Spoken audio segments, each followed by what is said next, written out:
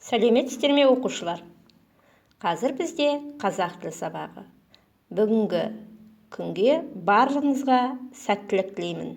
Ендеше сабағымызды бастаймыз. Барлығымыз қазақ тілі сабағы кітабымызды аламыз. 22-ші бетті ашамыз. Балалар, суретке назар аударайықшы. Ненің суретін көріп тұрсыздар? Айна, дұрыс айтасыздар. Айна сөзін буынға бөлейікші. Айна. Бірінші буында қандай дыбыстан аяқталып тұр? Қысқа и дыбысынан аяқталып тұр, жарайсыздар. Екінші суретке назар аударайықшы. Ненің суретін көріп тұрсыздар? Ит. Тамаша. Ит сөзін буынға бөліңіздерші. Ит, бір буын бар. Қандай әріптен басталып тұр? Бұл сөз и әрпінен басталып тұр. Ендеше балалар, бүгінгі сабағымыздың тақырыбы и және қысқа и әріптерінің жазылуы. Бүгінгі сабақта сіздер и және қысқа и әріптерінің емлесін сақтап жазуды үйренесіздер. Мәтін мазмұнын анықтауға бағытталған сұрақтар құрастыруды және оларға жауап беруді үйренесіздер. Ендеше барлығымыз дәптерімізді ашайық. Алдыңғы тапсырмадан кейін 2 жол тастап, күннің жадын жазайық. 14-ші қыркүйек. Және әрпінің бас әрпін және кіші әрпін көркем әдемі етіп бір жазу жолына толтырамыз. Жарайсыздар балалар. Енді и қандай дыбыс балалар? Өткен сабақта біз танысқан болатынбыз. Тағы да ойымызды жинақтап жіберейік. И дауысты дыбыс.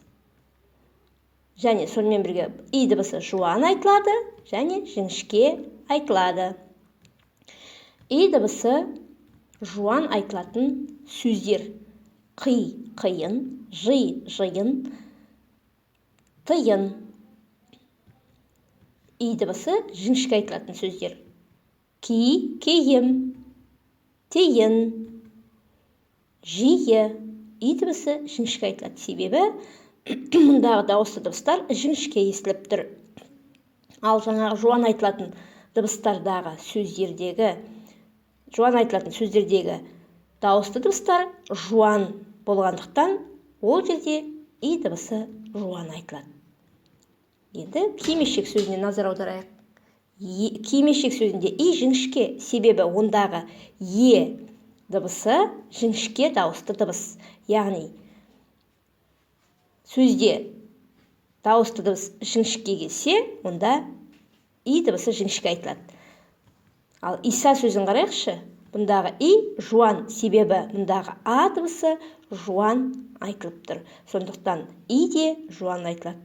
Бұдан шығатын қорытынды, сөздегі дауысты дыбыс жуан айтылса, ондағы и дыбысы да жуан айтылады. Қысқа и дыбысына келейік. Қысқа и дыбысы дауыссыз дыбыс. Сый, тый және бұлардан тараған сөздерге тек ый жазылады. Мысалы, сый, сыйлық, тый, тыйым. Сонымен балалар, и дауысты дыбыс, қысқа и дауыссыз дыбыс. Ендеше балалар, оқулықтағы 38-ші жаттығуға назар аударайық. Жұмбақ өлеңді мәнерлеп оқы. Бәріміз бірге оқиық. Моншағы көп тізілер, шуағын төксе күліп күн. Соңғы әріп к болса, әжем сынды кісілер, қолға тағар мүлікпін. Жұмбақ өлеңнің шешуі балалар, не деп ойлайсыздар? Яғни, моншақтары көп екен, соңы к дыбысынан аяқталады екен, әжелеріміз қолына тағатын бір мүлік затпын дейді. Қалай ойлайсыздар? Не деп ойлайсыздар? Білезік, жарайсыздар. Яғни жұмбақ өлеңнің шешуі білезік екен. Білезік бұл ұлттық зергерлік әшекей бұйым. Әжелеріміз, апаларымыз тағатын әдемі күмістен жасалған бұйым екен. Енді балалар, осы жаттығудағы суреттегі бұйымдардың қайсысы өлең мазмұнында айтылады дейді. Суретке қарайық. 23-ші беттегі білезік, сақина, сырға, моншақтың суреттері тұр. Қайсысы туралы айтылған бұл өлеңде? Жұмбақ өлеңде білезік туралы айтылған екен, жарайсыздар. Ендеше балалар, осы суреттегі әшекей бұйымдарды қандай деген сұрақтың көмегімен сипаттап көрейік. Мысалы, білезік қандай? Білезік әдемі. Білезік қандай? Білезік дөңгелек. Сол сияқты Сақина қандай? Сақина дөңгелек. Сақина қандай? Сақина оюлы. Сақина қандай? Сақина кішкентай. Сол сияқты сырға мен моншақты да өздеріңіз ауызша сипаттап көріңіздер, қандай деген сұраққа жауап беретіндей етіп. Енді балалар, қарайық. 39 жаттығуға қарайық. Жаңылтпашты жатқа жаз дейді. И және қысқа и әріптері бар сөздердің астын сыз. Жаңылтпашты бірінші оқып шығайықшы бәріміз. Бейсенде бар сеңсең тон, сейсенде бар сеңсең тон, кигендері өңшең тон. Балалар, жатқа жазудың өзінің ережесі бар. Есімізге түсіріп жіберейік. Алдымен бірінші жаңылтпашты 5 рет оқисың. Одан кейін жаттайсың. Жаттап болғаннан кейін кітабыңды жауып, жатқа айтасың. Одан кейін дәптерге 39 жаттығу жатқа жазу деп жазып, жаттаған жаңылтпашыңды әдемі етіп, қатесіз етіп көшіріп жаз. Одан кейін болғаннан кейін дәптеріңді ашып, өзіңді өзің тексер, кітаппен салыстырып көр, және тыныс белгілеріне назар аудар. Содан кейін барып и және қысқа и әріптері бар сөздердің астын сыз.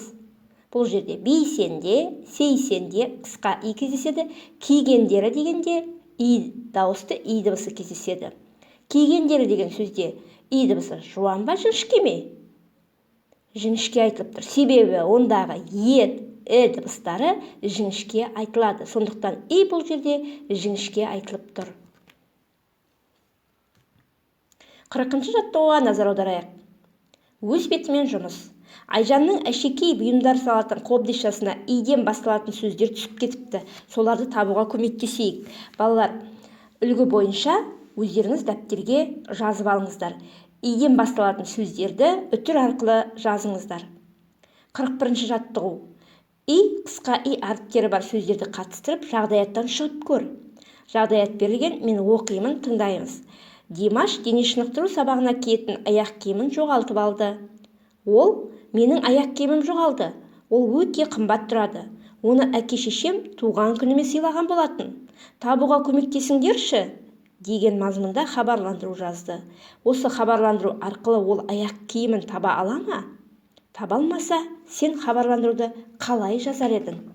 Ендеше балалар, осы жағдаят бойынша Димаш аяқ киімін таба алмаған жағдайда сен қалай жазар едің? Хабарландыруды өзіңнің ойыңмен бөліс. И және қысқа и әріптері бар сөздерді қатыстырып, жағдаяттан шығып көр. Міне балалар, біз бүгінгі тапсырмалардың барлығын орындадық. Яғни, бүгінгі сабақта и және қысқа и әріптерінің жазылуы мен айтылуын үйрендік. Мәтін мазмұнын анықтауға бағытталған сұрақтар құрастырдық, жауап бердік. Сөздердегі и, қысқа и дыбыстарын дауысты дауыссыз екенін анықтадық. И-дің алдында естілгенмен жазылмайтынын білдік. Сонымен бірге сый, тый және олардан тараған сөздерде тек и жазылатынын білдік. Ендеше балалар, бүгінгі сабақта белсенділік пен қызығушылықты таныта отырып, жаңа білімді игердік деп ойлаймын. Осымен сабағымыз аяқталды. Сау болыңыздар.